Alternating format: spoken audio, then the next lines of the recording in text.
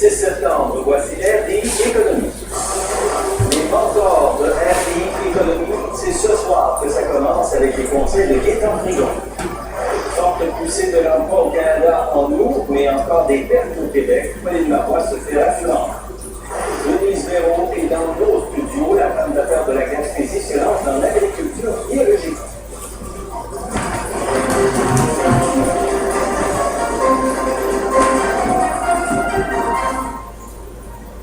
Bonsoir. La grande nouveauté de RDI Économie cette saison, ce sont les capsules conseils de nos mentors. Et ça commence ce soir. C'est Gaétan Frigon qui a le plaisir de répondre à la première question qui nous a été envoyée par un entrepreneur dans quelques minutes à RDI Économie. Il se crée de l'emploi en Ontario et en Alberta, mais il s'en fait encore au Québec. Selon Statistique Canada, il s'est créé près de 60 000 emplois au pays en août et le taux de chômage a reculé d'1 dixième à 7,1 %.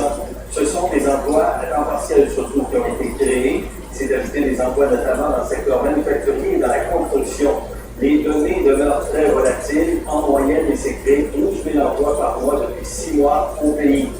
Voici maintenant les taux de chômage par province et par ville. On va regarder d'abord pour les provinces de quoi ça a l'air. Au Québec, il s'est perdu 5 000 emplois. Comme je vous le disais, au cours du mois d'août, le taux de chômage baisse tout de même de 3 dixièmes à 7,9 %. Perte d'emploi à temps partiel, création d'emplois à temps plein. L'Ontario, 43 600, taux de chômage à 7,5 %. Nouveau-Brunswick, perte de 700 emplois, le taux de chômage monte de 5 dixièmes à 10,7 %. Et en Alberta, 15 000 emplois qui ont été créés au cours du dernier mois. Le taux de chômage est à 4,8 %. Et quand on regarde par ville, 7,9 % pour Moncton, 4,8 % seulement pour Québec. Montréal, la grande région métropolitaine de Montréal, 8,4 %, donc on inclut à Montérégie, une partie de Laval. Toronto, 7,8 %, Sudbury, 6,6 %, Winnipeg, 5,9 %, Calgary, 5 % seulement et c'est en baisse. Et Vancouver, nous sommes à 6,8 %. Les données sur l'emploi sont décevantes, comme je vous le disais pour le Québec. Voici la réaction de la première ministre Pauline Marois et de membres des partis d'opposition. Nous avons, depuis déjà le printemps dernier, annoncé des milliards d'investissements dans des emplois de très haute technologie qui viennent soit consolider des emplois, soit en créer d'autres. Et moi, je suis très positive pour la suite des choses. Quand je vois qu'aux États-Unis, il y a une certaine reprise, quand je vois qu'en Europe, on peine encore à sortir de la crise, évidemment, mais où il y a quelques lueurs d'espoir, qui aura un impact sur le Québec, plus les gestes que nous posons dans le gouvernement. Depuis le début de l'année, pour le reste du Canada, c'est la création d'emplois net de 145 000, alors qu'au Québec, c'est une perte nette de 45 000. Le gouvernement a complètement perdu le contrôle du dossier complet. Je pense que la situation est vraiment alarmante et on a besoin d'une nouvelle stratégie économique. Il faut que le Parti québécois passe à l'action.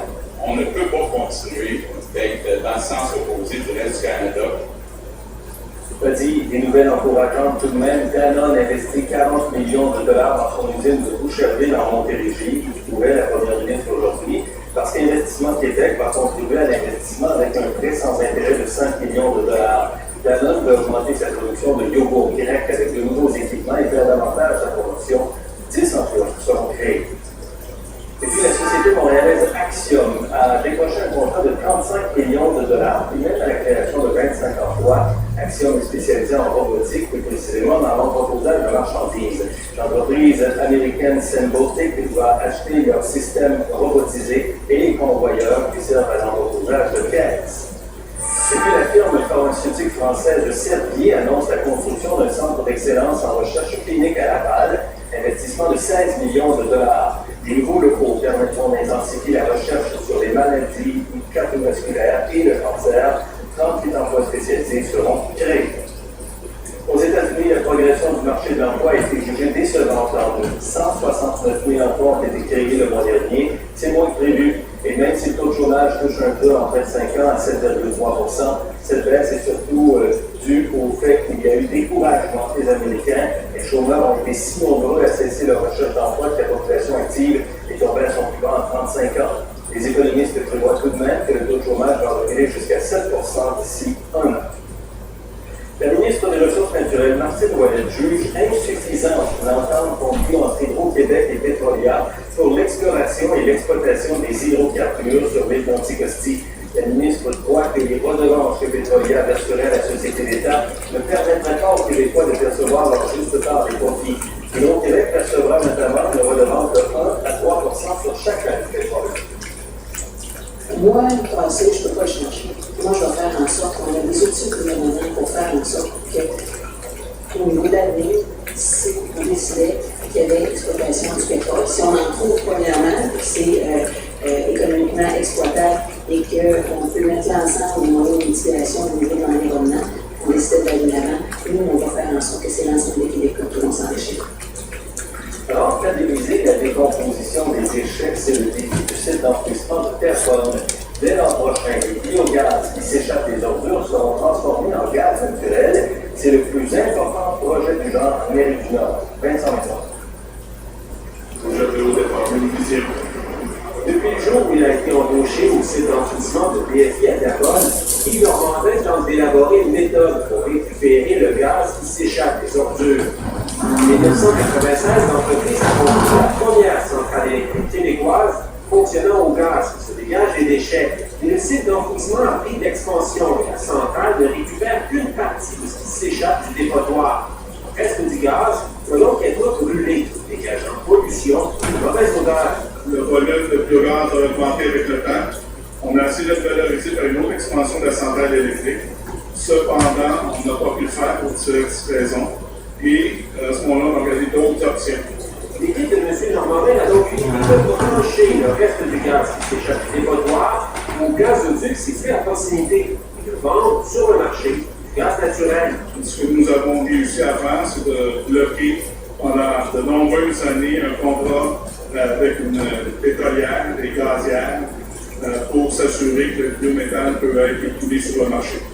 Le projet coûte 40 millions de dollars. C'est le plus important du genre en Amérique du Nord. Le gaz qui s'échappe des déchets sera d'abord purifié dans cette future usine avant d'être injecté dans le réseau appartenant à Gaz Métro et TransCanada. Plutôt que de brûler du gaz, de simplement générer de la chaleur inutilement, c'est de prendre le gaz, d'injecter dans le liquide, il va aller réaliser un travail utile avant d'être brûlé.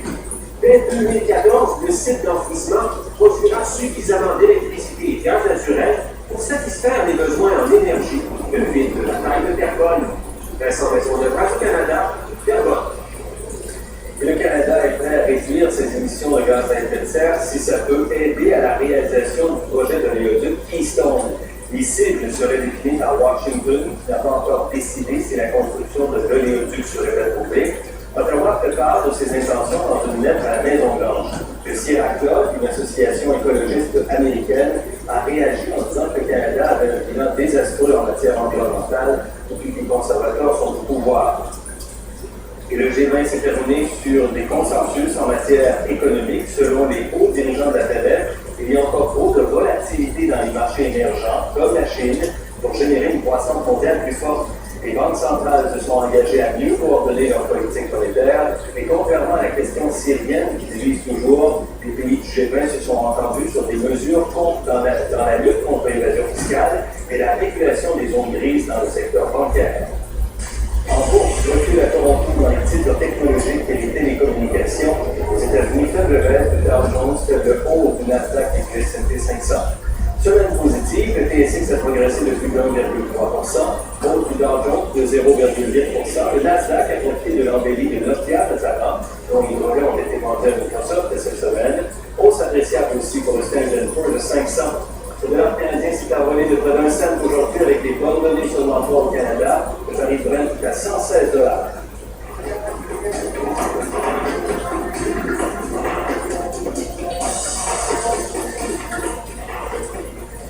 L'agriculture biologique soulève de l'intérêt et une femme d'affaires reconnue du Québec a décidé de se lancer dans ce créneau. Vous connaissez Denise Véro pour le groupe maritime Véro au Méchin. Aujourd'hui, elle tente une nouvelle aventure, la mise en marché de produits céréaliers biologiques et sans gluten.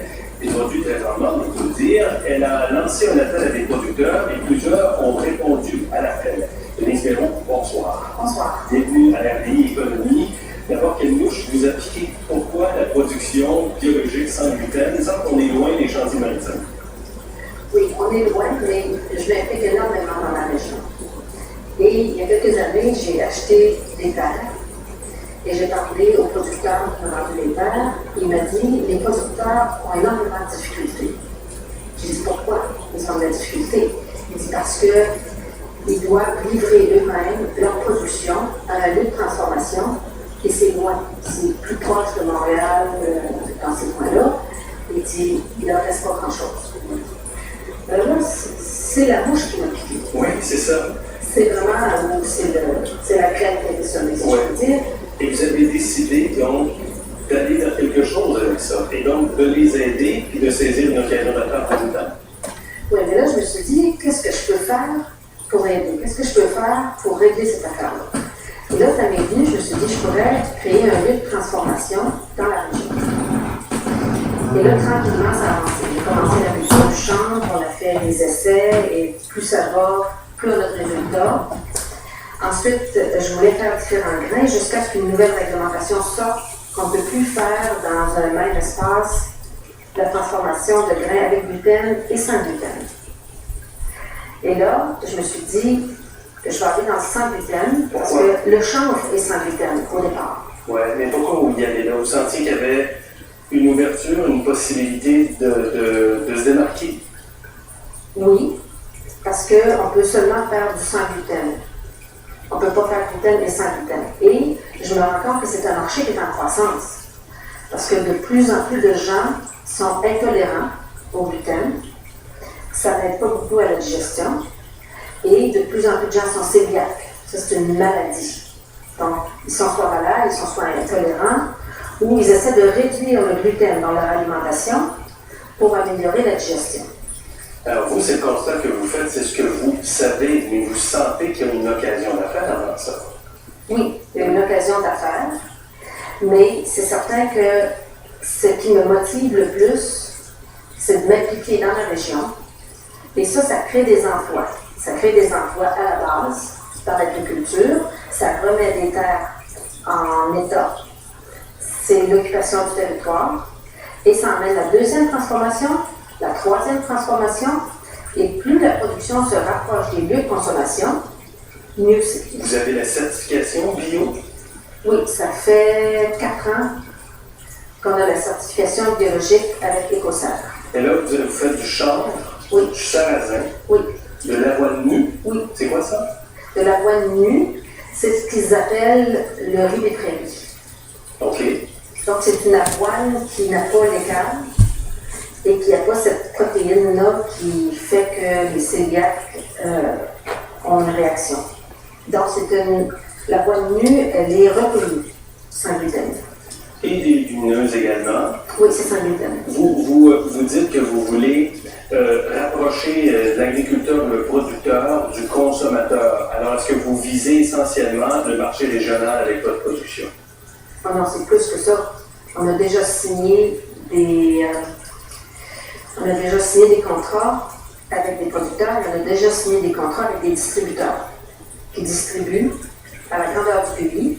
Donc, tout le Canada. Tout le Canada, qui distribue à la grandeur du pays. Et le chanvre, c'est quelque chose qui s'exporte aux États-Unis.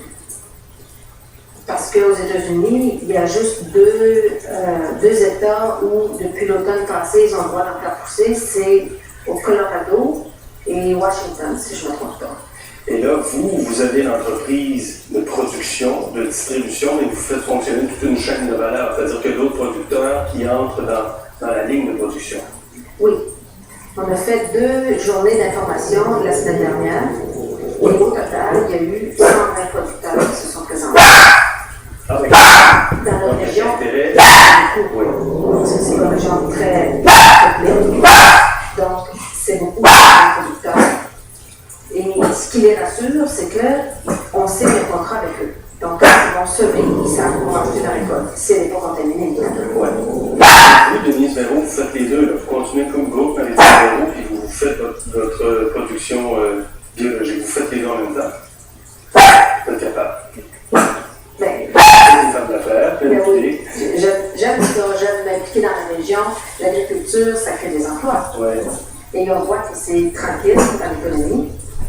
Donc, ça crée des emplois. Et on voit que aussi, les lieux de production, ça se rapproche des lieux de consommation. Il y a de plus en plus d'agriculture à petite échelle, mais partout. Mais ce n'est pas une agriculture à petite échelle qu'on fait. C'est une agriculture à grande échelle. Mais biologique. Ah, biologique, absolument.